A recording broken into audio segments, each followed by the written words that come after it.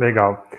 Eu acho que não só o botafoguense, né, como também o torcedor brasileiro deve ter ficado um pouco assustado, porque a gente já viu esse filme acontecer, principalmente em meados da década passada, né, quando a China achou que era uma boa ideia investir no futebol, desenvolver sua liga, e aí a gente viu o time do Corinthians 2015 ser esfacelado pela compra de jogadores por parte de clubes chineses, né? Então é normal a gente se assustar quando a gente vê uma liga assim, né, querendo se desenvolver com uma mão forte do Estado por trás, um fundo soberano aí que não se preocupa com retornos financeiros, ele não se preocupa em equalizar os gastos, em recuperar os ativos que ele investiu. E curioso que a primeira vítima aí do futebol brasileiro, como tudo aponta que pode acontecer, não é um jogador exatamente, né? O Luiz Castro, né, o técnico do Botafogo, para, como você falou, reforçar o Al Nassr, comandar o time do Cristiano Ronaldo. Já dando até minha opinião, né, é uma coisa até triste isso, né, porque você pega um clube como o Botafogo, que passou tanto tempo na penúria, e aí quando eles conseguem engatar um começo de campanha tão bom, né, com 10 vitórias em 12 jogos, e aí você ter uma oferta tão tentadora, e realmente, como o próprio John Textor disse, é uma oferta, assim, uma tentação muito grande, porque pelos números que eu vi, se não me engano, o salário dele chegaria a 100 milhões de reais por ano. Então é muita grana, nenhum time brasileiro consegue pagar algo desse tipo, né? Não tem como você pagar um valor desse a um treinador, por mais que ele esteja colocando aí o Botafogo num rumo assim que ninguém esperava. E isso eu acho que é reflexo de um novo passo da estratégia da Arábia Saudita no futebol, né? A gente sabe que a Arábia Saudita já faz um tempo que vem investindo, eles querem muito sediar uma Copa do Mundo, adquiriram 80% do Newcastle em 2021, só que agora eles falaram, não, a gente não quer só, né, melhorar os times de outros países, a gente quer melhorar a nossa liga, quer fazer da nossa liga uma das melhores do mundo, e aí começa aquele monte de investimentos, aquele dinheiro derivado principalmente de petróleo e combustíveis fósseis que a gente, né, que é difícil mesmo para muitos clubes da Europa competirem, né? E aí a gente viu, por exemplo, o Rubem Neves, um jogador de 26 anos, que fez uma campanha de destaque aí pelo Wolverhampton, estava sendo especulado em clubes como Barcelona, clubes da Inglaterra, e aí ele está indo para jogar na Arábia Saudita quando ninguém esperava, né? Não é aquele perfil de jogador mais perto da aposentadoria, como foi Cristiano Ronaldo, como foi o Benzema.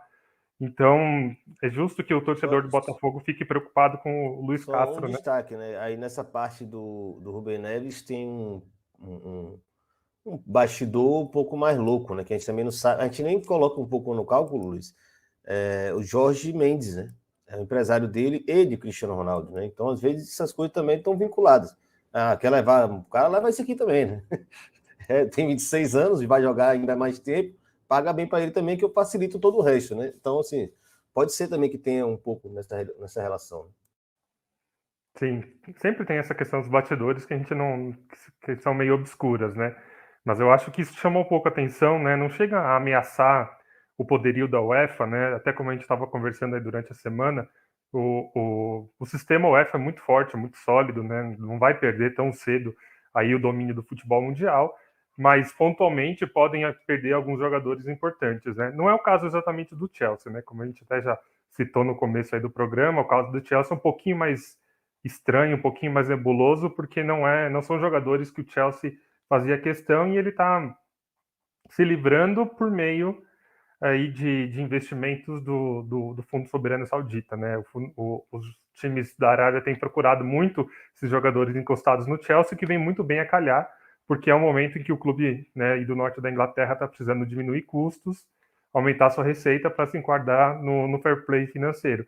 E aí, com a questão de que o Fundo Soberano investe também, tem uma participação no Clear Lake Capital, que é dono do Chelsea, gera todo tipo de desconfiança de que, né, eles estão dando uma mãozinha para equalizar aí as contas dos Blues. Ou a minha suspeita também parte um pouco disso aí, porque nada impede. Uma vez que o Newcastle não tem uma sequência de anos entre os grandes arrecadadores do futebol, ele não pode gastar muito, né? O teto do Newcastle é baixo.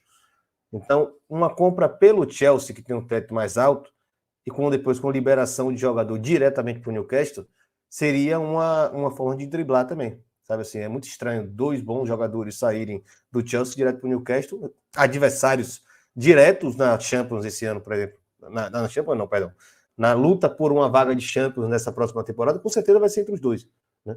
E aí você passa jogador para o seu adversário, sabe, muito estranho. Então, às vezes, eu tenho a impressão de que tem um pouco isso a ver, né? O City, por exemplo, claro, com aquele patrocínio estampado na barriga, se tornou um dos maiores arrecadadores do mundo. Mas hoje o teto do City é um dos maiores do mundo também, né? É maior do que o do Real Madrid, né?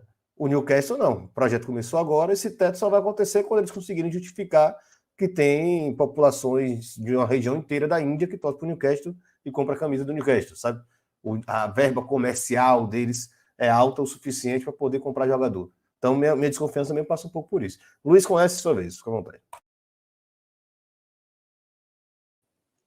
E é curioso, né, cara? Porque eu tento avaliar de várias formas essa situação, né? Evidentemente que o famoso projeto, né, tem muito a ver com dinheiro, e é curioso, né? Porque o Luiz com Z, meu xará com Z, falou uma coisa que a gente já sabe, mas é sempre importante afirmar, né?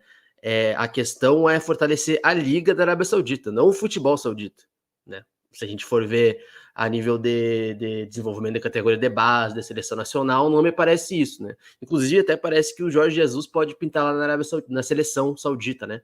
Antes era o Hervé Renard, que já foi campeão africano várias vezes. Mas eu vou colocar aqui um ponto importante, tá? Que pode passar batido, e passou, de certa forma, batido quando foi no caso do Benzema, né? Porque ele fala assim, claro que era pelo dinheiro, óbvio que o primeiro fator é o dinheiro, mas ele fala depois também o seguinte, eu estou indo também porque lá é um país muçulmano. E agora a gente vê os tipos de jogadores, tirando, tá? Cristiano Ronaldo, esses jogadores que vão servir aí como divulgadores da liga, a gente está vendo também uma série de jogadores, em sua maioria africanos e muçulmanos, indo para a Arábia Saudita. Repito, óbvio que o dinheiro é o que mais chama atenção.